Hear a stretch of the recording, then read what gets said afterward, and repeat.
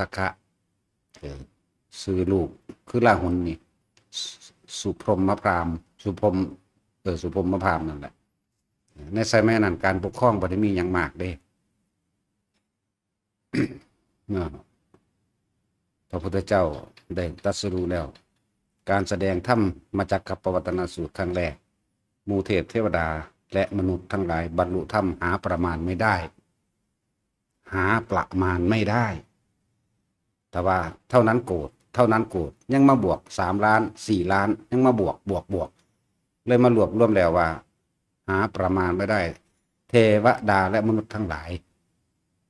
บรรลุธรรมที่เพิ่นแสดงธรรมจากกัปปวัตนสูตรครั้งแรก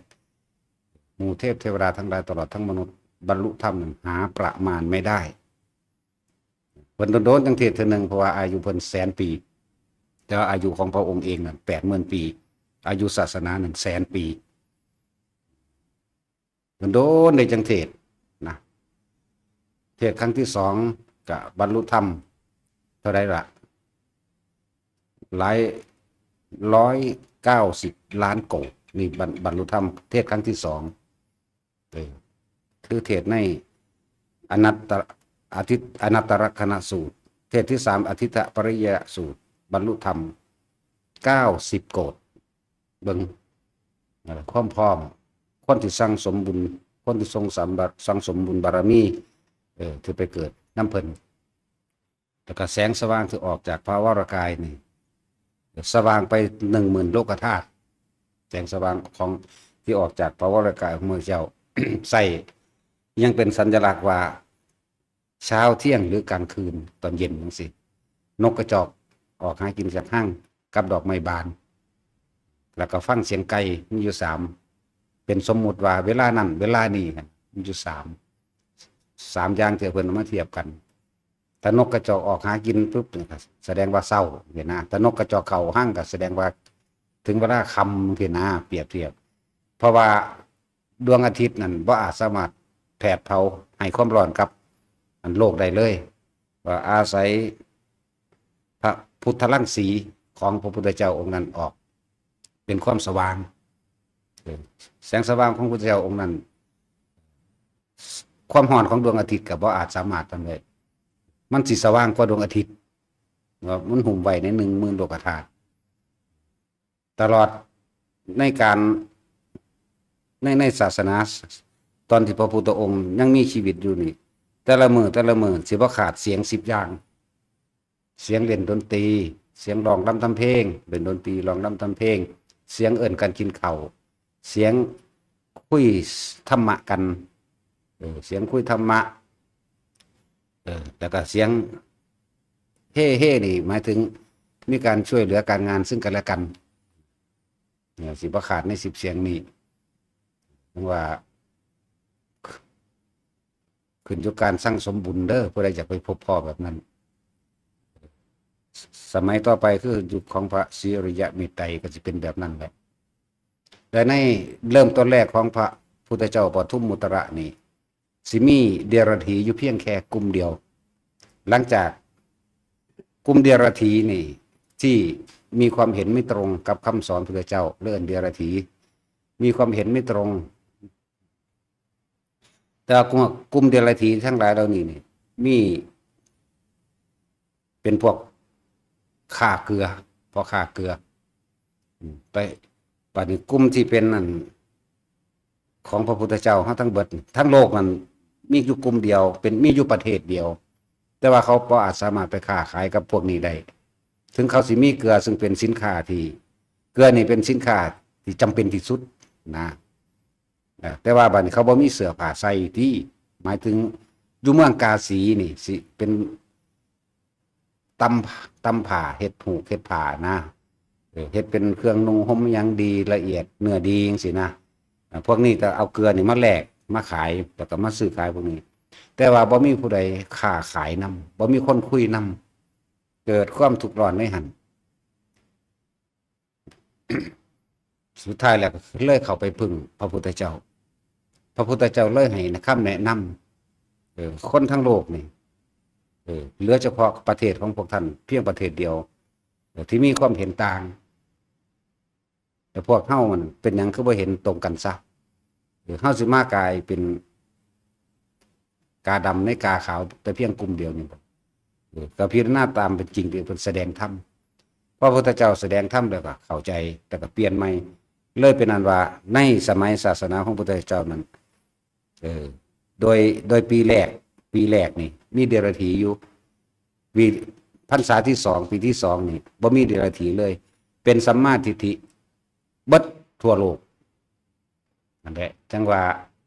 แล้วก็การปกครองในหมู่บ้านหนึ่งหรือในประเทศหนึ่งเด้อสิมีแค่นายบ้านนะนายบ้านแล้วก็ในนั้นก็มีนายบ้านแล้วก็นายอำเภอแล้วก็ผู้ว่าแล้วก็พระราชาตอนนี้การปกครองของเขาเจ้าบ่มีอบตบ่มีผู้ซอยบ่มีหยังและนายบ้านที่เลือกขึ้นน่ะมีแต่คนเป็นคนที่มีคุณธรรมนายบ้านที่เขาเลือกขึ้นมาเองเป็นประชาธิปไตยโดยแท้โดยความสมัครใจทั้งผู้เลือกและผู้เป็นความสมัครใจบ่ได้ปกครองกันยากคือซุมื้อนี้เด้ใช่ว่าล่ะมันคือบุญที่เขาเจ้าสังสมไว้เลยได้เกิดในสมัยแบบนั้นในศาสนาต่อไปพระศรีอริยเมตไตรก็จะเป็นแบบนั้นคนส่วนมากไปสวรรค์นิพพานที่สิตกนรกหน่อยอยู่ที่ตกนรกนี่เป็นแค่ปลายสมัยหลังจากพระพุทธเจ้าปรินิพพานแล้ว20,000 ปีสุดท้ายนี่ศีลธรรมเริ่มห่างออก20,000 ปีสุดท้ายหมายถึงศาสนาของเพิ่นอายุ100,000 ปีเด้อายุของพระองค์ร่วมตะเกิดพุ่นละร่วมตะเกิด80,000 ปี5,000 ปี5,000 ปีนี่เพิ่นยังเป็นหนุ่มอยู่แต่ก็เอาเมียจนถึง80,000 ปีเพิ่นจังออกบวชบ่แม่น8,000 ปีเพิ่นจังออกบวชเมื่อออกบวชแล้วก็นั่นแหละจังเริ่มแสดงธรรมมาจังซั่นต้นแรกก่อนที่พระองค์ที่นั่นก่อนที่พระองค์สิตรัสรู้นั่นน่ะก็มีเดรัจฉีแค่อันเดียวนี่แหละเรื่องว่ามีความเห็นต่างแค่เมืองเดียวประเทศเดียวนะ มีแต่ความรักความสามัคคีเลยแก้กันคนสมัยนั้นบ่ฆ่าสัตว์เด้หลังจากพุทธเจ้าอันแล้วแต่ว่าเขากินสัตว์หรือบ่กินปลาบางตัวก็ดิ้นขึ้นมาโดดมาตายเองปลาก็ดีหาอยู่หากินอยู่แต่ว่าบ่แม่นหาลักษณะว่าฆ่าสัตว์นี่แหละที่เฮาเคยอ่านในนิทานแต่ละอันแต่ละอย่างว่าพวกกระต่ายพวกง้อพวกควายพวกสัตว์คุยกันได้แต่พระพุทธองค์นั้นสูงพระวรกายสูง88 ศอกนะ88 ศอกประมาณนั้น ที่ว่าที่เขาพุทธหัวกะโหลกอันนั้นนี่สิออกมานั่นน่ะมันก็เป็นจริงนี่แต่ว่ามันอาจจะไปอยู่ที่ว่าทางอียิปต์มั่งทางอิหยังมั่งนะตอนโลกนี่มันหมุนเคลื่อนไปเรื่อยเด้บ่ได้นานเด้อันแถวอุบลราชธานีหรือยังคุณเป็นทะเลนี่หาก็เศร้าเป็นทะเลข้าวเดียวนึงเด่นนิดหน่อยนึงเด่นจักว่าล่ะมันหมุนอยู่จังสี่โลกเคลื่อนไปเรื่อยเด้หมุนไปซ่าๆนั่นเองบ่ได้นานอันนี้มีแต่ดินทรายนี่บ่เห็นบ่ต้องมีเปลือกหอยนำจังซั่นในสมัยการปกครองตะกี้มีนายบ้านก็ขึ้นตรงต่อนายอำเภอแต่จะเปรียบเทียบว่านายอำเภอแต่เขาเอิ้นคุ้งนายบ้านคุ้งเมื่อคุ้งเราจังขึ้นไปหาผู้ว่าคุ้งใหญ่อันนี้คุ้งเล็กอันนี้คุ้งใหญ่นายบ้านคุ้งเล็กคุ้งใหญ่และพระเจ้าอยู่หัวเจ้าแผ่นดินเท่านี้การปกครองกันบ่ได้มีหยังมากมีแต่ความรักความปรารถนาดีซึ่งกันและกันขโมยขโจรบ่มีผู้ใดมีหยังก็จังสั่นที่ไม่ใช่ก็ได้นั่นแหละถ้าพวกเฮาเป็นจังสั่นคือสิดีเนาะ สมน้ำหน้ามันเนาะผู้ใดบอกมันเกิดมาฮอดพี่นะ เพราะความปรารถนาเข้าใจบ่ล่ะมันจึงบ้างฮอดพี่มีพระราชาองค์หนึ่งคือธรรมราชาธรรมิกราชแต่ไม่นั้น นั่นแหละมีความปรารถนาแบบนั้นแหละมันมีมาตาพุ่นแล้วพระพุทธเจ้าโคดมของเฮาเกิดเป็นหยังในสมัยนั้นเป็นสิงโตพระเจ้าพระโคดมเฮาเนี่ยเกิดเป็นสิงโตเด้สมัยนั้นสมัยพระพุทธเจ้าปทุมมุตระนี่เพราะพระพุทธเจ้าเข้าสู่สมาบัติหมายถึงพุทธเจ้าเข้าสู่สมาบัติสิงโตตัวนี้พระโคดมเฮานี่ไปนอนอารักขาห้องขึ้นกึกเจ็ดเทือบอกเหตุว่าบ่ให้มารบกวนพระพุทธเจ้าเด้ออยู่ถึง7 มื้อสิงโตก็อดเขาอดอาหารอยู่ถึง7 มื้อคือกันสัตว์ก็ยังกินสัตว์เป็นธรรมดาอยู่เรื่องสัตว์แต่ว่าคนบ่ค่อยกินคือกันแต่ว่ากินตัวตายแล้วเด้อกินตัวตายแล้วสัตว์ตายไหมสิมันสิมาตายใกล้ๆคนเด้นี่สัตว์ตายไหมเมื่อเขาเบิดอายุของเขาสิมาตายใกล้ๆคนแล้วเขาสิอธิษฐานขอให้เนื้อหนังของผู้ฆ่าได้เป็นประโยชน์แก่หมู่มนุษย์ทั้งหลายแต่เป็นไปได้ขอให้เป็นประโยชน์ก็มูสงสัตว์เป็นจังซั่นปลาก็คือกันแต่มันสิตายมันสิดิ้นขึ้นมาตายทั้งโคกมันจะโคกบ่เนาะบัดนี้เนาะ คนภาคกลางพวกบ้านนอกนะคำว่าเทิงโคกนะแปลว่าตะลิ่งริมตะลิ่งเด้อแต่บางสัตว์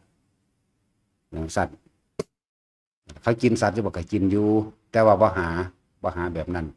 เพราะว่าพืชพันธุ์ธัญญาหารทุกอย่างสมบูรณ์เบิดสมบูรณ์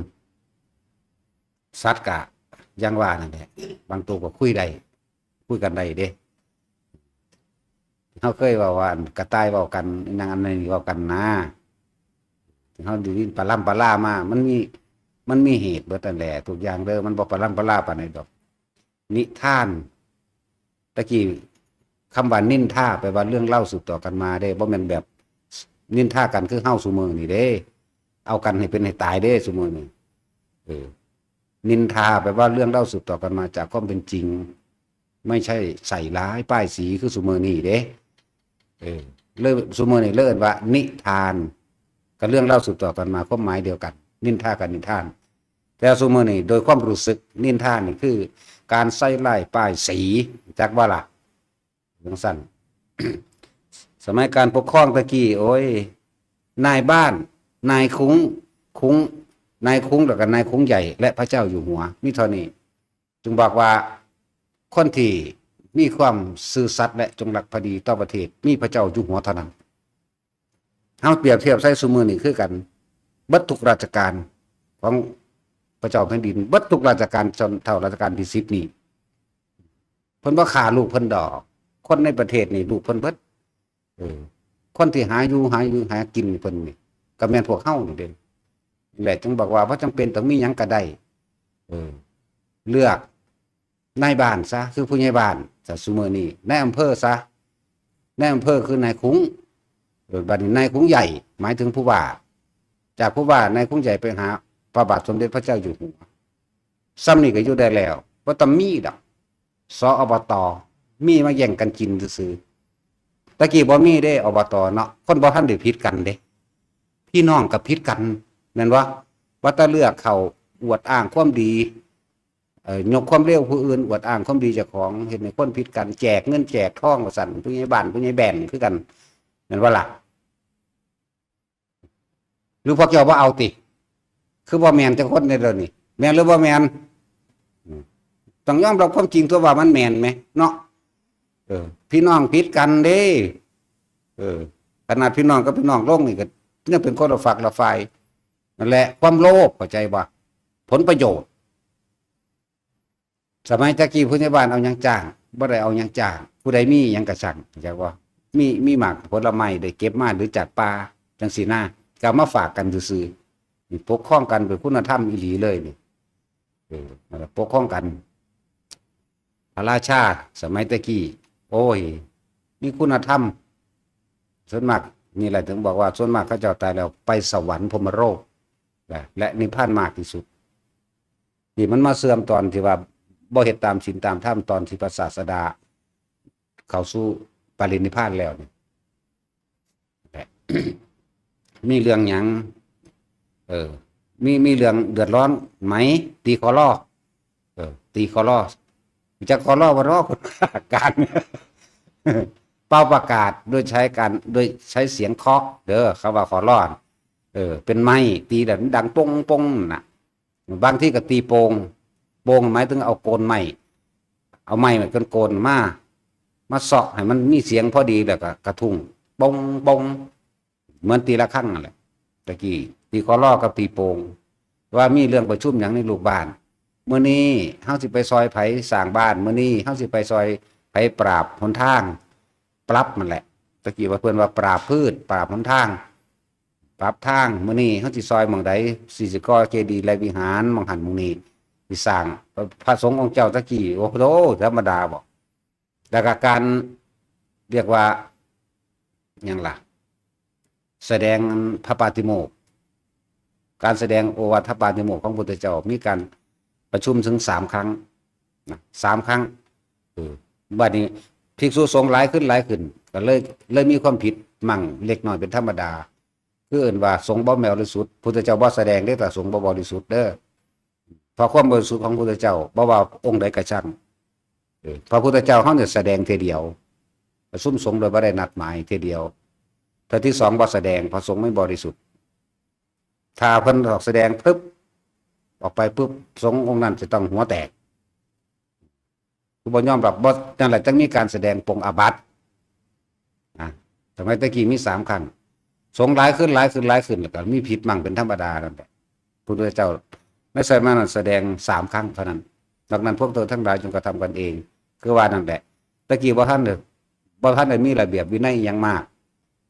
ต่อมามันหลายขึ้นจังค่อยๆตั้งกฎเกณฑ์ที่หลังว่าทำทั้งหลายจอมเกิดแก่เหตุคือสิ่งทั้งหลายทั้งปวงที่เกิดขึ้นหน้าเนี่ยต้องอาศัยเหตุเกิดซะก่อนแต่ว่ามีเหตุเกิดเอาไปก่อนเพราะมันถ้ามันบ่เกิดมันบ่ฮู้อีหลีเด้คนนะแม่นว่าล่ะขนาดเกิดอยู่นี่มันยังบ่ฮู้เด้อันเรื่องราวต่างๆนะคนนะคนบ่ได้ฮู้จักอันใดดีอันใดเลวอันใดชั่วอันใดเป็นประโยชน์และบ่เป็นประโยชน์ได้คนซุมื้อนี้แม่นบ่ล่ะน่าเฮ็ดคือปั๊มๆนี่นั่นเข้าใจว่าเจ้าของดีเจ้าของถูกเอาแต่เจ้าของเองเด้บ่จักคำว่าโทษและประโยชน์บ่ฮู้จักขนาดนี้แหละอย่างสั้นนั่นแหละ คำว่าพุทธศาสนาในสำเนาทะเบียนบ้านไม่ได้มีความหมายเด้นั่นแหละเรื่องสั้นในสมัยนั้นบ่มันเป็นประเทศใหญ่ๆเด้แต่ว่าอันที่ฮิตคือเก่ามีคือเก่าเด้ตัดสินเมืองใดเอามีเมืองพระราณสีมีคือเก่า แสดงธรรมครั้งแรกกับแสดงธรรมพระราณสีคือเก่าแหละ นั่นแหละเรื่องสั้นพระอุปถากพระสุมาณะเป็นพระอุปถากแบบพระอานนท์น่ะนะมีก็มีเอวัมเมสุตังเอกังสัมมยังภควาคือเก่านั่นแหละว่าเอวัมเมสุตังสุมาณะเอกังสัมมยังภควาเด้บ่ได้ว่าข้าพเจ้าชื่อว่าอานนท์ข้าพเจ้าชื่อว่าสุมาณะในตะกี้อย่างสั้นพุทธเจ้าเฮาเกิดเป็นสิงโตเด้อ เห็นบ่ล่ะจังสั้นแล้วคือเขาถามแบบยั่วยวนเฮามาว่าโพธิสัตว์เกิดเป็นเต่าไหมเป็นเกิดเป็นกาไหมเป็นเกิดเป็นอึ่งไหมเป็นเกิดเป็นปลาไหลไหมเป็นน้อยกว่านกกระจิบบ่เป็นนกอีจูนกเขมรนะนกเขมรนั่นนะอันกีบนะเป็นฝูงลงหาจิกกินข้าวบางงานมื้อนี้เป็นฝูงกันนะเล็กกว่านั้นไม่เป็นใหญ่กว่าช้างไม่เป็นใหญ่กว่าปลาฉลามไม่เป็นเด้อถามทดลองซื่อๆดอกเขาบอกจริงเด้เขาบ่ทดลองเด้ถามทดลองภูมิว่าเฮาสิรู้บ่นะแต่ว่าเฮาบอกจริงนะเฮาบ่ทดลองเป็นฉลามบ่เป็นนะเป็นปลากระเบนไหมเป็นปลาดุกไหมเป็นปลาหมอไหมเป็นนะเป็นปลาซิวไหมไม่เป็นมันน้อยก็จังว่าน้อยกว่านั้นบ่เป็นแหละสั้นแต่เป็นสัตว์นั่นเป็นช้างไหมเป็นคือใหญ่สูงสุดเท่าช้างเป็นไดโนเสาร์ไหมไม่เป็น มันมีเด้มันแนวยั่วคือยังเลยคือจากหัวเป็นไดโนเสาร์ไหมไม่เป็นคือมันใหญ่กว่าช้างเด้อก็เป็นแต่ว่าถ้าสมัยบ่ท่านใดปรารถนาพุทธภูมินี้อาจจะเป็นแต่ปรารถนาแล้วบ่เป็นใจบ่ล่ะ เป็นมดแดงไหมบ่เป็นดอกแต่ถ้าสมมุติว่าปรารถนามาแล้วนี่บ่เป็นมันน้อยต้องเว้าดักไว้เป็นให้บ่ก็บ่เป็น เป็นกิ่งกือไหมบ่เป็นต้องเว้าดักไว้เป็นไส้เดือนไหมก็บ่เป็นแต่ว่าก่อนที่ปรารถนานั่นเป็นเบิดทุกอย่างหลังจากปรารถนาในใจไว้แล้วลึกๆอันน่ะไม่เป็นมันต้องสมบูรณ์โดยสัดส่วนตัวนี่แหละ สมัยนี้ยุคนี้เป็นยุคที่ใส่ปัญญาความบำเพ็ญบารมีของพระองค์40อสงไขยแสนกับเป็นกำไรถูก ว่าแม่นกำไรได้เงินคือเฮาเข้าใจว่ากำไรเด้จักว่า40อสงไขยแสนกับหมายถึงพระโคดมของเฮาแต่ว่าสมัยของพระปทุมมุตระนั้น160อสงไขยแสนกับเริ่มตั้งแต่เริ่มอธิษฐานปรารถนามาแบ่งเริ่มต้น80แล้วก็มาเท่าใดอีกเริ่มออกปากเวลาเพิ่นสร้างพระพุทธรูปจังซี่เจ้าเฮ็ดอิหยังกระดอกกระเดียเด้อก็เป็นพระพุทธเจ้าตัวว่าง่ายๆเฮ็ดบุญหยังก็ช่างเพิ่นว่าเนี่ยขอผลบุญนี้จงส่งผลให้ข้าพเจ้าสำเร็จสัมมาสัมโพธิญาณเถิดนี่เลิ่นว่าออกปากออกปากไปอีกบักหลายมื้อเด้สิว่าจะได้รับพุทธธรรมนาย16อสงไขยแสนกับได้รับพุทธธรรมนายได้บัดนี้16อสงไขยแสนกับนี่เอิ้นว่าวิริยะประเภทมีความเพียรมากคำว่าเพียรมากคือค่อยค่อยเอาใจคนให้เขาตีเขาขาเพื่อให้เขาได้รู้ธรรมเข้าใจว่าล่ะให้เขาตีให้ขาให้เขาลังแกเอาจนว่ามันเขาสิขาพี่ขาน้องขาเจ้าของก็ช่างเถอะขอให้คนคนนั้นได้รู้ธรรมอยู่หั่นนะนั่นแหละเลยมาสรุปย่อ16อสงไขยเอาเด้อสรุปย่อเอาส่วนแบบศรัทธาธิกะประเภทมีความเชื่อมั่นในตัวเองศรัทธาธิกะนั่นคือ8อสงไขยแสนกับ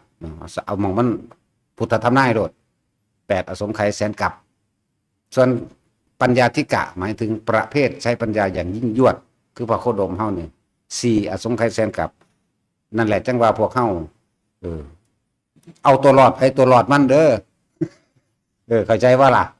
เอาตัวรอดไผเอาตัวรอดมันเด้อมันบ่แม่นธรรมดาเด้แนวมื้อนี้เพิ่นรัดเอาเพราะว่าหยังทุกภพทุกชาติเอาชีวิตแลกเพื่อให้มันสำเร็จโพธิญาณเข้าใจว่าให้มันสำเร็จเร็วนำคือเฮาว่าเขาเจ้าเคยตัดข้อถวายบูชาพระพุทธเจ้าบ่เคยตัดข้อทรงฌานตัดข้อเจ้าของเองเข้าใจว่าล่ะแล้วก็เข้าสู่การทรงฌานแล้วก็ถวายบูชาพระพุทธเจ้าจังซี่ก็มีนั่นแหละนั่นนี่เป็นเรื่องที่คนทั่วไปเฮ็ดบ่ได้ดอกแต่ซุมื้อนี่อันถึกนั่นภาษาเดียวเบิ่งหน้ากันซื่อก็ฆ่ากันแล้วเนาะจังได๋สิไปกล้าอธิษฐานเพื่อพระโพธิญาณสิสละชีวิตให้ผู้อื่นได้โอ้โหมันบ่ฮู้จักโคตรแม่หยังดอก อีหลีนั่นแหล้วได้จักหยังสิว่าคนซุมื้อนี่บ่ฮู้จักดีฮู้จักชั่วเด้บ่รู้จักประโยชน์บ่รู้จักโทษเด้คนซุมื้อนี่เลวระย่ำก็หมาอีกรู้จักบ่ล่ะ จักสิว่าจังไดกว่าหมาจังซั่นบ่จักบัดตากูเด่นอย่างเดียวมีมานะทิฏฐิว่ากูเก่งอย่างเดียวบ่คนเป็นจังซั่นบ่คือมนุษย์เด้มนุษย์ยังยกจิตขึ้นมาสูงแน่จักว่าล่ะมนุษย์มันจะมนะยะสะผู้มีใจสูงมนะก็แปลว่าใจยะสะแปลว่ายศผู้ประยศประดับยศให้ใจเขามาเอาสระอุใส่มันเลยเป็นมนุษย์สั้นแต่ว่าคนแปลว่าวุ่นวายมากเรื่องร้อยพันปัญหาและตัณหาคนแปลว่าสี่เด้อโดยภาษาบาลีเอ่นว่าคณะนี่ต้อง2คนขึ้นไปเลยหมู่มากถ้ามีหมู่มากแล้วก็แสดงว่าเรื่องมากกันตัวเนาะแม่นว่าล่ะเนี่ยนี่ต้นทรัพย์มันนิรุตติละอันนี้จักว่าต้นทรัพย์ต่างๆในความเป็นมาของคำว่านั่นคำว่านี้ต้นทรัพย์นิรุตติปฏิสัมภิทาก็แตกฉานในต้นแห่งทรัพย์มั่งสี่ตัว สั่งเรามาคิดถึงสมัยพระพุทธเจ้าปทุมมุตระล่ะมันสลดสังเวชใจคนตะกี้ว่าตะเฮ็ดหยังขึ้นสิสร้างบ้านหุ่มกันไปเฮ็ดขึ้นมือ2 มือแล้วเด้หุ่มบ่ได้อิจฉาริษยากัน เลือกหินสีมันเป็นเพชรเป็นพลอยได้ตะกี้เอาอันนี้เนาะเอานี่เนาะนะบ่ได้ผิดขัดแย้งกันเด้งามแล้วงามแล้วไผเฮ็ดก็เฮ็ดไปเด้บ่ได้มีคณะกรรมการหยังซุมื้อนี้แหละคนส่วนมากไปนิพพานตกข้างกับพรหมโลกและสวรรค์นั่นแหละบ่ค่อยตกนรกมีอยู่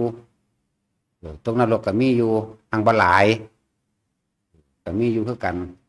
มีความน้อยใจกับบุคคลที่รักฟังดีๆมีความน้อยใจกับบุคคลที่รักทั้งที่มันเป็นความปรารถนาดีเด้สมัยพระพุทธเจ้ามีชีวิตอยู่นี่ยังตกนรกตกอยู่ตกหน่อยน้อยใจกับบุคคลที่รักบุคคลผู้ที่รักอาจจะไม่เชื่อฟังหรือคัดใจบางอย่างพอดีกับใจขาดหรือลงนรกก็มีเรื่องสั้นแล้วก็มีอยู่คือกันนะทางบ่หลายนั่นแหละเห็นพวกเจ้าเห็นโทษอยู่ยังกับสิ่งอันเป็นที่รักเกียรติยศชื่อเสียงก็เรียกว่าสิ่งอันเป็นที่รักบุคคลอันเป็นที่รักมารดาบิดาหรืออยู่ญาติผัวกับเมียนี่ก็เป็นอันตรายจากบุคคลอันเป็นที่รักหรือสิ่งอันเป็นที่รักเมื่อท่านมีความรักกับสิ่งใดบุคคลใดสิ่งของใดเรื่องราวใดท่านจะเป็นทุกข์กับเรื่องนั้นเข้าใจบ่ล่ะเรื่องทำบุญเขาทำอยู่ตลอดนั่นแหละทำอยู่ตลอดอย่าลืมว่าการทำบุญนี่ใส่คำว่าบุญเพราะพวกเข้าบ่ได้รู้แกงคำว่าบุญบุญคือความสงบเย็นดับความปรารถนาในหัวใจเจ้าของคำว่าบุญแท้ๆมันบัดนี้เฮาท่านหยังกระสังเฮาเอิ้นว่าแต่ทำบุญเลยบ่เข้าถึงหัวใจของคำว่าบุญนั่นแหละแปลว่าจังสั่นบุญคือความสงบเย็นดับความปรารถนาในตัวเองเพราะสั่นพุทธเจ้าเพิ่นสอนเฮาบอกดับเย็นได้บุญหรือนิพพานก็เป็นบุญเข้าใจบ่ล่ะดับเย็นการให้ทานเพิ่นจึงบอกว่าไม่ให้หวังผลในทานไม่มีจิตผูกพันในผลแห่งทานไม่ได้ปรารถนาเพื่อสิ่งใดสิ่งหนึ่งซุมื้อนี่20 บาทเนาะยกใส่หัวเว้าอยู่บักโดนเอาโดดจนย่างหนีเฮาก็เลย ย่างหนีอีหลีเด้ล่ะแต่นิดหน่อยมันก็ยังได้ไล่ใส่เอาใส่บาทกันเลยอธิษฐานโดน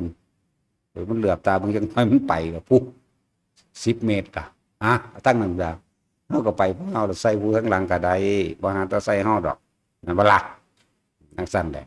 20 บาทซะเด้อขอให้ผู้ขาพ้นทุกข์พ้นยากผู้ขาถือลอตเตอรี่แจ็คพอตให้ลูกเต้าหลานผู้ขาให้บุญรักษาเทวดาคุ้มครองลูกหลานผู้ขาเด้อผู้ขาอายุยืนบ้างให้ผู้ขาโอ้ยไล่โดนปานนั้นผู้ชายผู้ติดบ่แดกแมงดอกคือกันเหรอผู้แดกแมงดอกคนถ่าโดนปานนี้คือกันนั่นแหละความจริงได้นี่ก็เลยนั่นแล้วรักษาเทวดาคุ้มครองให้เป็นเจ้าเป็นนายเป็นเศรษฐีเกิดพบใดศาสตร์ใดก็ขอให้ได้เป็นผัวเป็นเมียเป็นลูกเป็นหลานกันเด้อไป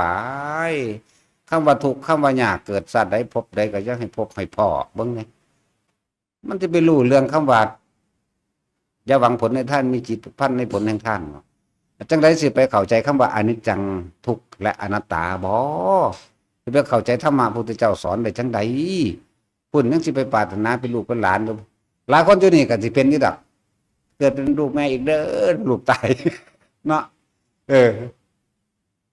บางคนกับแม่ตายนั่นบ่โอ้ยพบได้สัตว์ใดสิขอไปเกิดเป็นลูกอีแม่เด้อว่าเด้อยู่ในนี่แหละมีอยู่ในนี่แหละเดี๋ยวนี้แหละเนาะเปลี่ยนใจใหม่ซะเด้อเปลี่ยนใจใหม่ตัดออกซะมิจฉาทิฏฐิมันเป็นแนวนั้นมันเป็นมิจฉาเป็นความเห็นผิดคำว่ามิจฉาทิฏฐิเห็นผิดจากความเป็นจริงแล้วก็เป็นการผูกมัดตัวเองโดยไม่รู้ตัวมิจฉาทิฏฐิดังนั่นแหละปัจจุทรามิให้ตัดออกซะเปลี่ยนคำใหม่เปลี่ยนใจใหม่เด้อ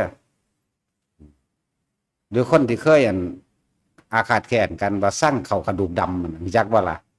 ผู้ใดเคยสาบแช่งไผไว้บ่พวกเจ้าเท็จซ้ำๆซากๆบ่ได้คิดถึงได้กูศูนย์ขึ้นโลดเด้จักว่าล่ะสร้างเข่ากระดูกดำกูบ่ไปเผาผีมึงดอกก็ว่าเด้นี่ถ้าเขาจะเผาเจ้าของที่จักบ่ล่ะเด้อแต่ให้อภัยผู้อื่นคือให้อภัยตัวเองอยู่ไว้โลดเฮาเขียดเฮาสั่งเขาเฮาสาบแช่งเขานี่ เขากำลังทำลายเจ้าของเด้รู้จักบ่เฮาให้อภัยเขาคือเฮาให้อภัยตัวเองเด้เด้อบ่แม่นว่า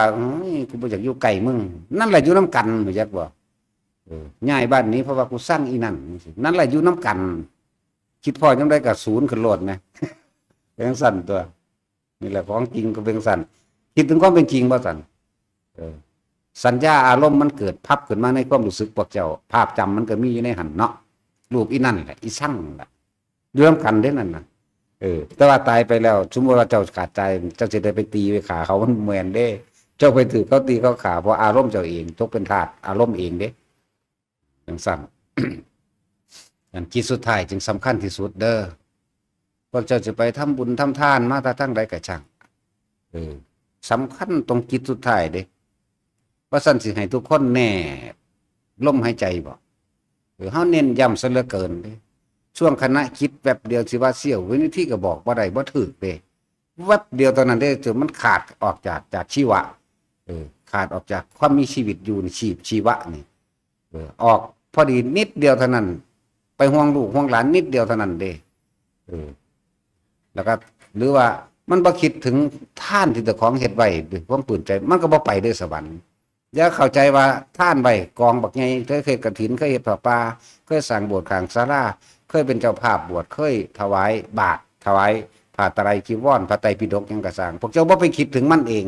ถ้าพวกเจ้าคิดถึงมันยังไปสวรรค์อยู่อันนี้บ่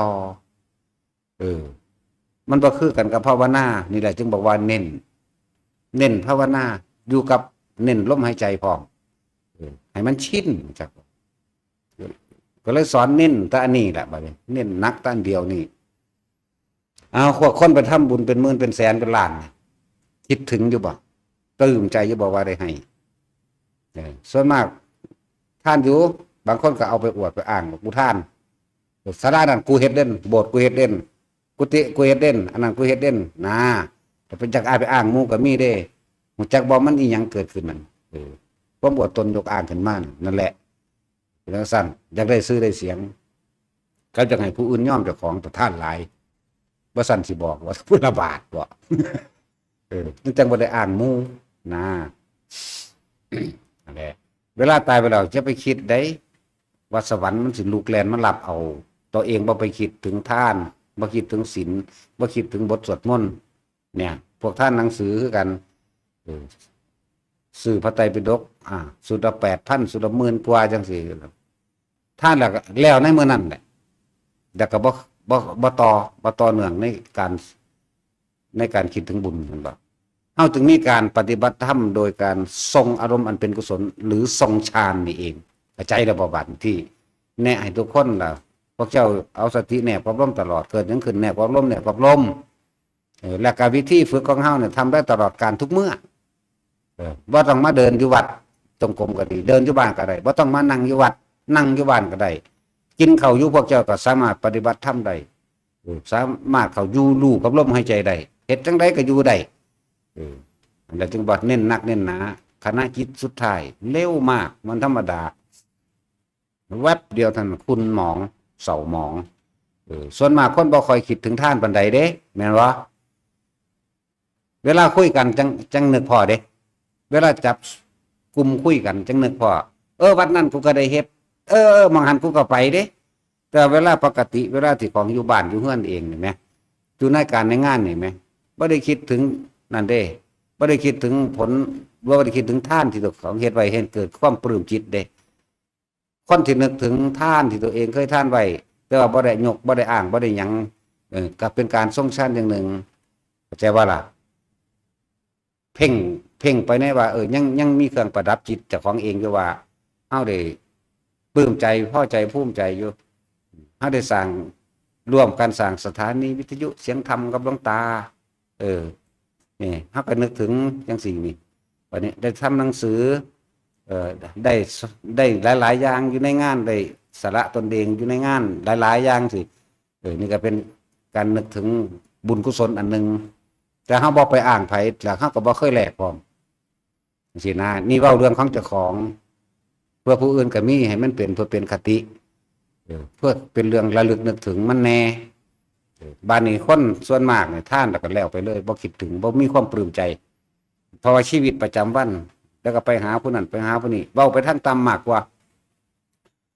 แล้วก็เว้าพื้นผู้นั้นเว้าพื้นผู้นี้ขนาดเรื่องบุญแท้ๆก็ยังเว้าพื้นเนาะแม่นเด้คือจังมาวัดนี่แหละตั้งเป็นโตลงแต่เบิ่งได้อีนั้นสิไปจัดดอกไม้ได้บาดนี่ว่าเด้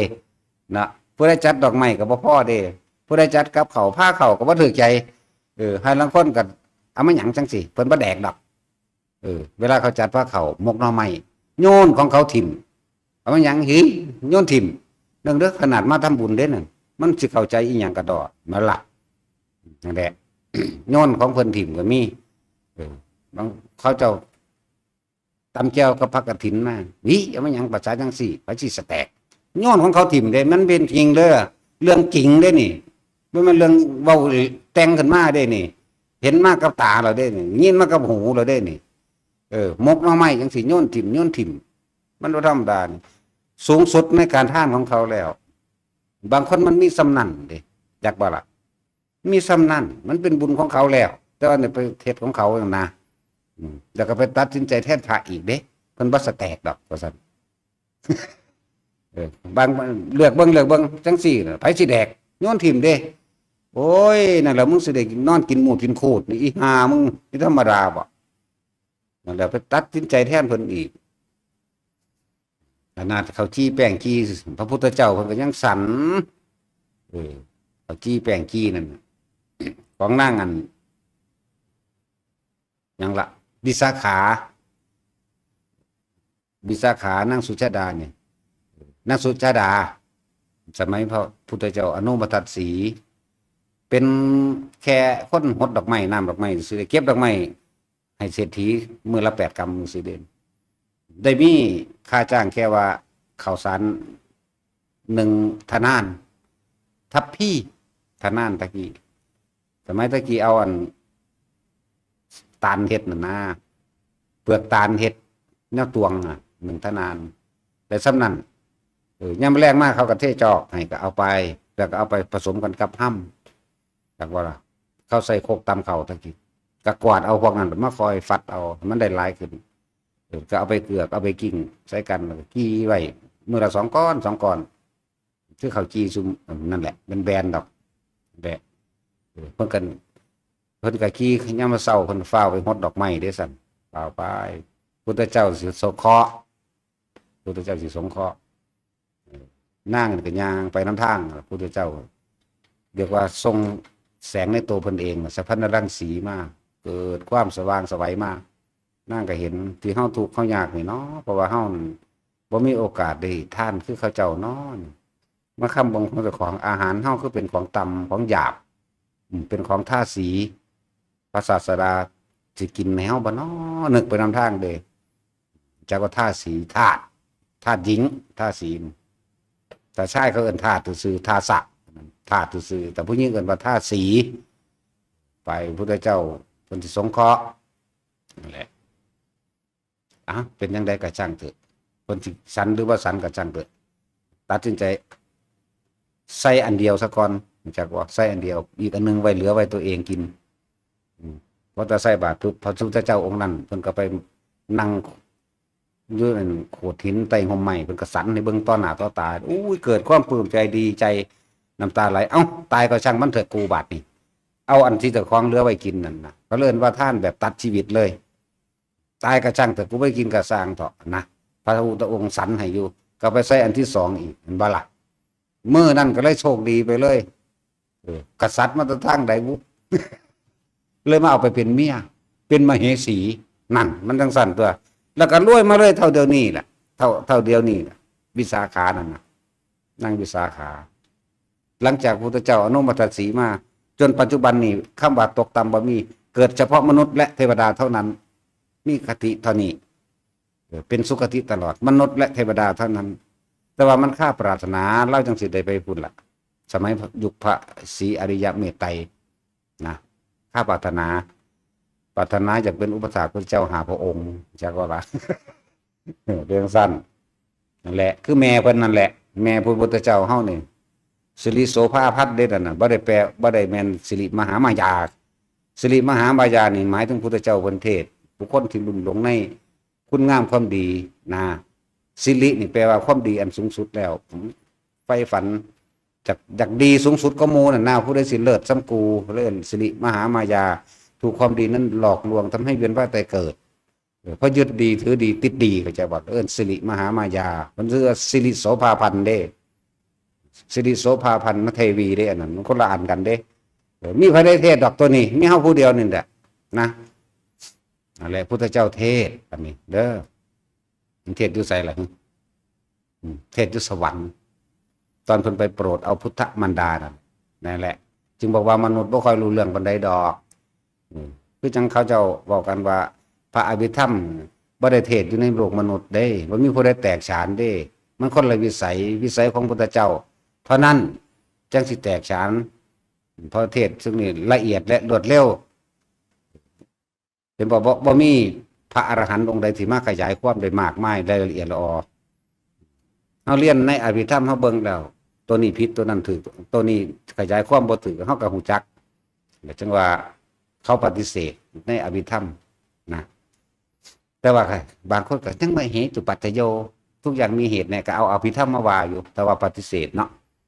แต่ว่านั่นก็คือว่าเรื่องความเข้าใจของใครของมันบ่เสมอกันดอกแต่พระอรหันต์ยังมีความสามารถบ่เสมอกันใช่ว่าล่ะจังอรหันต์คือกันอยู่สิ่งที่เสมอกันคือสิ้นอาสวะเสมอกันสิ้นอาสวะคือเบิดอารมณ์ใช่ป่ะก็จะคำว่าอารมณ์บ่พอใจก็บ่พอใจบ่มีมีแต่สังขารุเปกขาย่านอย่างเดียวมียังเกิดขึ้นจะสร้างบ่นำก็มาคิดบ่นึกเบิดสิ้นคิดอย่างเดียวนั่นแหละวิสังขารอย่างเดียวอสังขตะอย่างเดียวบ่มีเสมอกันคือตัวนี้นิพพานเสมอกันแต่ความสามารถบ่เสมอกันสุขวิปัสสกะบ่เห็นสวรรค์บ่เห็นนรกนำเขาดอกบ่เห็นวิชา3จังสิแสดงฤทธิ์แสดงเดชยังมากมายบ่ได้อภิญญา6จังแสดงได้แน่แต่ว่าอภิญญา6ก็สู่ปฏิสัมภิทาบ่ได้อีกบ่ได้รู้ภาษาศัพท์อีกไปก็ได้บัดเนี่ยนิรุตติปฏิสัมภิทารู้แตกฉานในอักขระภาษาต้นกำเนิดอักขระภาษาเกิดจากเสียงหยังเกิดจากเมืองใดจังซี่นะนั่นแหละปฏิภาณปฏิสัมภิทาญาณรู้แตกฉานในการตอบโต้สาระแห่งธรรมทั้งหลายบอกมาปั๊บได้แตกฉานเบิดจังซี่นะรู้ภาษาศัพท์พร้อม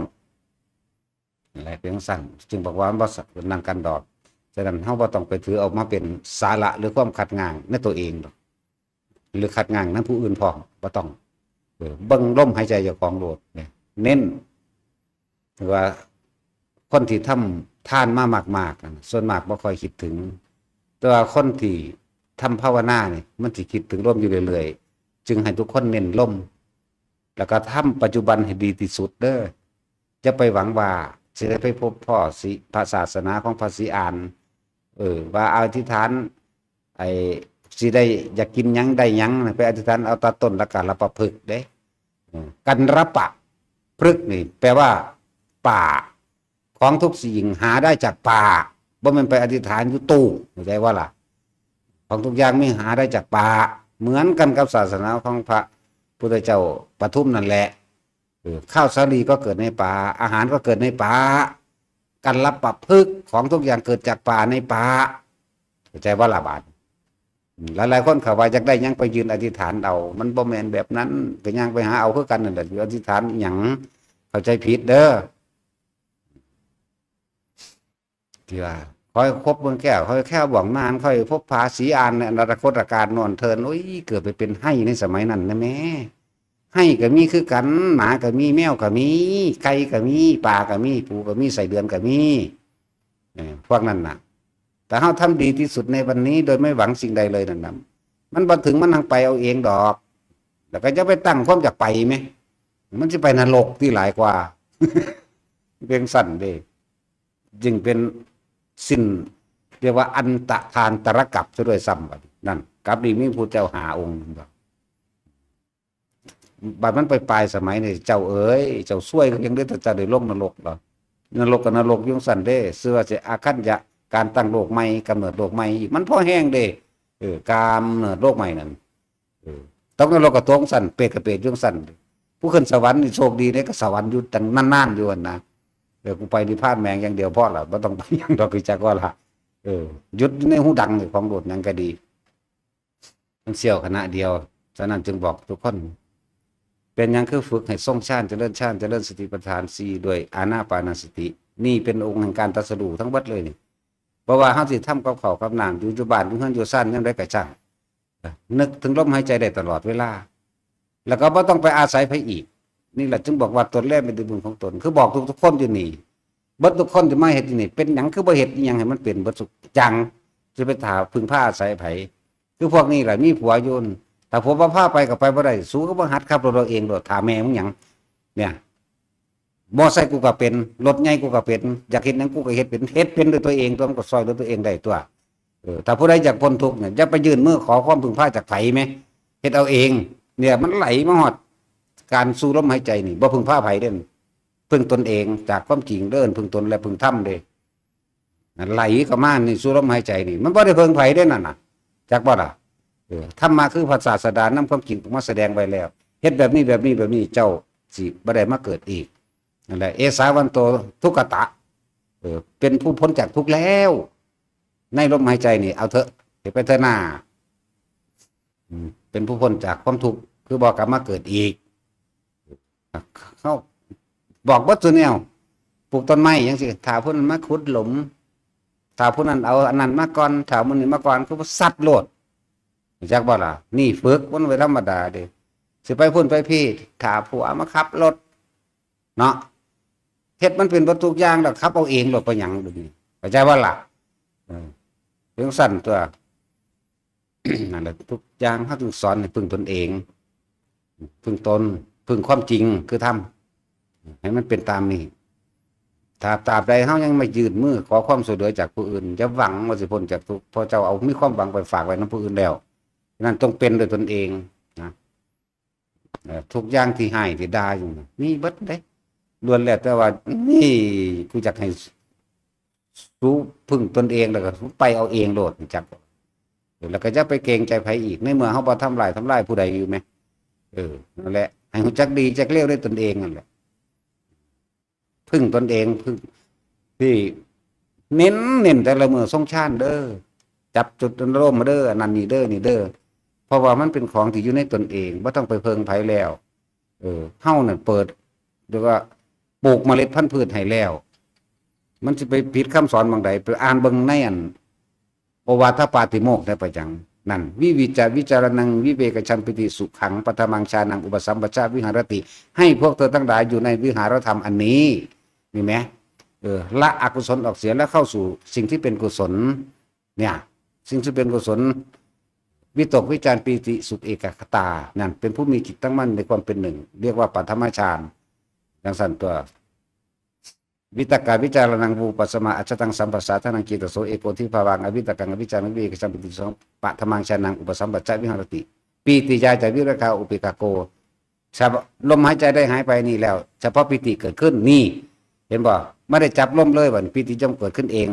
สุขสัจจปหานาทุกขสัจจปหานาปุเพวโสมนัสสโทมนัสสนังอัตถังขมาอทุกขมสุขังปริสุทธิปัญจิจุตังฌานังอุปสัมปชัญญะวิหารติให้เป็นเครื่องอยู่ในฌานที่1มั่งอยู่2มั่ง3มั่ง4มั่งเนี่ยให้พวกเธอเป็นเครื่องอยู่ตรงนี้จนเกิดความเคยชินเห็นบ่ล่ะเมื่อเคยชินแล้วแล้วเฮาก็สิรู้เท่าทันความคิดของเจ้าของเองตัวบัดอะไรรู้เท่าทันความคิดมันก็ดับภพดับชาติได้ภพคือความรู้สึกได้เกิดขึ้นรู้ท่านขึ้นมา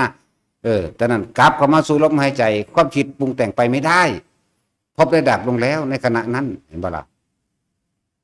นั่นแหละรู้จักเครื่องคมนิเพติกะนี่หมายถึงรู้จักว่าเอาอันใดเป็นเครื่องดับเด้นิเพติกะนี่ สอนลัดเอาคักแล้วเด้แนะเอาลัดเอาแล้วล่ะให้ชินชาอยู่กับสิ่งนี้แหละรู้จักบ่คนใจสิขาดบาดสุดท้ายมันสิจุกอยู่นี่กับมองนี่เด้อมันคือกักอยู่นี่บัดนี้แต่คนที่ฝึกขิ้นไปแล้วมันจะลืมทางกายลืมกายเลยสิบ่ไปสนใจก็อะนั่นดอกจักก็ล่ะมันสิเนียนแน่หนึ่งเป็นลมอยู่จิตไม่มีที่เกาะไม่มีที่ตั้งความคิดเฮาบ่ได้ไปคิดหาบุคคลใดและไม่ได้ห่วงในความรู้สึกการเจ็บปวดทางร่างกายบางคนเจ็บปวดทางร่างกายวันไหวนิดหน่อยเด้ใจขาดพอดีครับกูศูนย์ในร่างกายกูศูนย์เด้มันปวดแห้งแม่มึงแทนก็เห็นบ่คนที่ตายนั่นห้องวีดวาดสยายผมดึงหัว หยุมเจ้าของด่าผู้อื่นแม่นบ่ล่ะเคยเห็นบ่เดี๋ยวนี้แต่บ่เคยเห็นก็ไปตายเอาเองยังเห็นเอาเองยังมานี่มันสิบ่เคยเห็นบ่คนตายเนาะอยู่นำโรงพยาบาลบ่เห็นบ่ห้องวีดวาดเวิกอยู่นั่นน่ะอยู่นั่นน่ะด่าคนนั้นด่าผู้นี้ดึงผมมาสั่งเขาสิได้ผูกไว้บ่นั่นแหละถ้าคนปฏิบัติธรรมมันบ่เป็นจังซั่นดอกมันเข้าใจดีแล้วมันชินแล้วนี่จักบ่มันก็กลับเข้ามาสู่ลมหายใจเจ้าของโดดนั่นแหละจึงบอกว่าฝึกไว้เถอะใจมันป่วยเถอะจังฝึกจะไปคิดได้บัดตายซะก็จะไปฝึกนั่นมันตายแล้วจักบ่ล่ะแล้วก็คำว่าพร้อมไม่มีเด้อทุกอย่างเป็นอนิจจังหาความเที่ยงแท้แน่นอนคำว่าพร้อมน่ะสมบูรณ์มูลพร้อมในการที่จะปฏิบัติไม่มีมีแต่ฝืนเท่านั้นจักบ่ล่ะบ่มีเด้เกษียณก่อนกับพวกข้าราชการเนาะเกษียณก่อนจังสิเฮ็ดดอกมันบ่ได้เข้าใจว่าปฏิบัติมันอยู่ที่ตัวเองเดี๋ยวนี้นะบ่แม่นว่าสิมานั่งซึ้งหลึงอยู่ในวัดเนาะออกนอกวัดไปแล้วเศร้าปฏิบัติติแม่นบ่ล่ะคิดถึงตัวนี้ไหมกิเลสหรือความคิดตัณหาอุปาทานเกิดได้ตลอดเวลานี่ไหมอยู่ในวัดกับตัณหาอุปาทานเกิดได้ตลอดเวลาเด้ล่ะแม้ว่าสั่นยังสร้างอีนั่นสร้างคนนี้สร้างพระนั่นพระนี่องค์นั้นองค์นี้อยู่ไหมเบิ่งรู้นั่นน่ะไปทั้งสั่นตัวกิเลสตัณหาบ่ได้เลือกวัดเด้เนาะมันก็บ่เลือกบ้านพร้อมเด้ทั้งสั่นตัวเมื่อกิเลสตัณหาอุปาทานมันเกิดได้ตลอดเวลาจากการคิดความคิดนั่นแหละเฮ็ดให้เพลิดเมาความคิดเราเฮ็ดให้เกิดอารมณ์ความรู้สึกพอใจไม่พอใจความคิดอันนั้นแหละเฮาฮู้จักเคล็ดลับมาแล้วคือการต้องหยุดความคิดให้มันได้โดยอาศัยลมหายใจนี่มันก็เกิดบ่ได้ทั้งตัวนั่นแหละบัดนี้พวกเจ้าเฮ็ดอาหารกรุงเลงอยู่นั่นพวกเจ้าก็สามารถจับจุดอุณหภูมิได้ฝึกไปตัวย่างอยู่นำทางก็เฮ็ดได้ทำงานหยังก็เฮ็ดได้คนฝึกไปแล้วอุ้ยมันแบกกระสอบเข้าอยู่มันก็เฮ็ดได้แต่จังว่าจะไปหาความพร้อมไปก็ดีบ่มีคำว่าพร้อมนั่นว่าอนิจจังไงบ่มีอีหยังที่ว่าเป็นสูตรสมบูรณ์สมเด็จบ่มีแต่ความไม่เที่ยงแท้แน่นอนไหลเข้าสู่ความแตกดับทั้งนั้นเฮาสิว่าได้ลูกไผ่ผู้นี้ก่อนลูกเขยผู้นี้ก่อนจังสิเศร้าบ่มีทางนั่นแหละบ่มีความพร้อมเด้อมีแต่ความฝืนทวนกระแสยังกระแสกิเลสเจ้าของเองกระแสความอยากได้อยากดีอยากนี้อยากเป็นทวนออกมามือหนึ่งมีความสงบจัก2 วินาทีก็เอาวะแม่นว่าล่ะนั่นแหละถ้าเฮาได้ก้าวแรกแล้วนะมันก็ค่อยๆไปของมันเองตัวมือหนึ่งมี2 วินาทีมืออื่นอีกเอาวินาทีหนึ่งมืออีกเอาครึ่งวินาทีเนี่ยก็ค่อยสังสมไปเรื่อยตัวไหลไปเรื่อยมันก็ค่อยชินไปเองและการทั้งเบิดนั่นเฮาเฮ็ดได้ทุกตลอดการทุกเมื่อเป็นอากาลิโกไม่มีเวลาเข้าใจบ่คำว่าบ่มีเวลาน่ะหมายถึงว่าบ่ได้ไปต้องว่าเที่ยงก่อน2 ทุ่มก่อนบ่แปลว่าจังซั่นเมื่อไรที่เรานึกได้เนี่ยมีสติรู้หายใจเข้าหายใจออกเล่นอยู่กับลมโลดพวกหมู่ภิกษุนักบวชพวกสมาชีพราหมณ์ทั้งหลายนั่นนำมันอยู่ในหันโลดนาเอาอยู่นะเฮาบ่ได้กังวลกับการทำมาหากินแต่ว่าพวกที่เขากังวลในการทำมาหากินน่ะถ้าบ่ฝึกตัวเองฝืนไปนำพาไปนำในกันนั้นมันบ่มีเด้มันบ่มีวันสำเร็จเด้ถ้าโอ้พร้อมแล้วกูจะไปฝึกเอาสำเร็จปวกเลยเนี่ยบ่มีทางมีแต่สังสมเข้าใจบ่ล่ะพุทธเจ้าเฮาเป็น6 ปีพุ่นเด้สิว่าสิสำเร็จแม่นบ่ล่ะ6 ปีพอเข้ามาก็จอเข้ามาจากเอาทอกันหลดโอ้ยเนาะเฮามัน30 ปีแต่เฮ็ดมานี่ล้มแล้วลงอีกเป็นล้านครั้งจักบ่ล่ะสิเว้าเป้งบางๆกันเอาคือเว้าง่ายแต่อาจารย์มันก็ง่ายตัวของมันผ่านมา30 ปีแล้วใช่บ่ล่ะพวกเจ้าไปคิดยากเองพุทธเจ้าบ่ได้สอนยากจังเม็ดนั่นแล้วพวกเจ้าละอกุศลแล้วเป็นผู้มีสติรู้อยู่หายใจเข้ายาวก็รู้ว่ายาวหายใจออกยาวก็รู้ว่ายาวสั้นก็รู้ว่าสั้นเล่นอยู่กับลมนี่แหมให้รู้จักความรู้สึกอาการในตัวเองนี่นะบ่ต้องไปสนใจดอกสวรรค์นรกมาทั้งใดสิเห็นบ่เห็นน่ะบาดมันเห็นนั่นที่มันสิเป็นบาปกว่าเก่าอีกมันบ่คิดไปทั่วทิพย์ออกนอกก็ได้นั่นแหละเพราะว่าลมหายใจก็อยู่น้ำเฮานี่หูดังก็อยู่น้ำเฮานี่สิไปอาศัยไผอีกหบ่มีผู้ใดเฮ็ดให้ได้เด้กว่าสิเข้าใจคำว่าพึ่งตนเองได้นะมันพอแห้งเลย ยังมีความหวังว่าเฮาสิไปดึงขึ้นสวรรค์อยู่ให้เกาะให้คอยให้แขนหางก็บ่แม่นหมามสิไปแขนได้จังใดเนาะตาสินมาเพิ่งบารมีอยู่ใส่มันเอาให้กันบ่ได้ดอกเออแต่ของก็เฮ็ดเอาเองตัวบอกแจ้งบอกแปลนบัดนี้บ่เคยปิดบังเด้คือพวกกันขับรถบ่เป็นล่ะสุคือบ่หัดขับเอาเองเอานะสิไปถามแม่มึงผัวซื่อๆตัวเฮ็ดเอาเองแม่งเป็นเบิดทุกอย่างตัวแม่นบ่ล่ะส่วนตัวโอ้ยยันได้เลี้ยงมันปลาแมงโดยจะมาเลี้ยงนี่ซั่นแล้วเดี๋ยวจังสอนให้มันเป็นเบิดทุกอย่างจะไปล่อจะไปค่อยอยู่มันเป็นความเคยชินตัดออกจากว่าพึ่งตนเองให้มันได้พึ่งตนเองได้เบิดทุกอย่างจังซั่นแหละจุดกว่าสินำเข้ามาสู่ลมหายใจเป็นการพึ่งตนเองแบบที่สุดของมันแล้ว มันพอแห้งอยู่เด้เออมันจังบ่ได้เป็นล่อผู้นั้นท่าผู้นี้จะไปแม่งปุบปับโลดจักบ่แต่ว่าไปยังสิท่าผู้นั้นท่าผู้นี้ศูนย์คือหยังนี่ นอตัดสินโดยเฉพาะผู้หญิงแหมไปเฮาว่าซั่น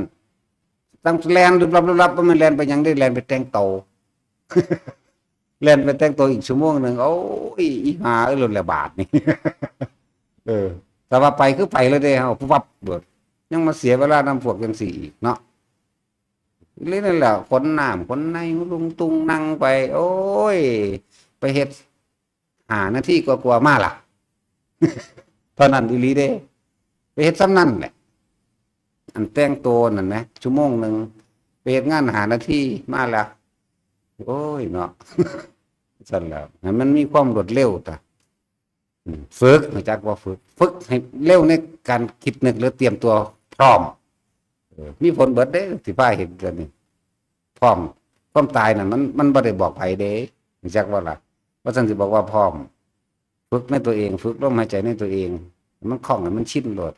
เสี้ยวขณะหนึ่งนะเวลามันสิดับมันดับปุ๊บเท่าเดียวเท่านั้นแหละแต่เฮาชินอยู่แล้วคนป่วยก็พากันฝึกเอาตัวภาษาเฮ็ดหยังบ่ได้แล้วเฮ็ดได้ก็ตายคือเก่าล่ะ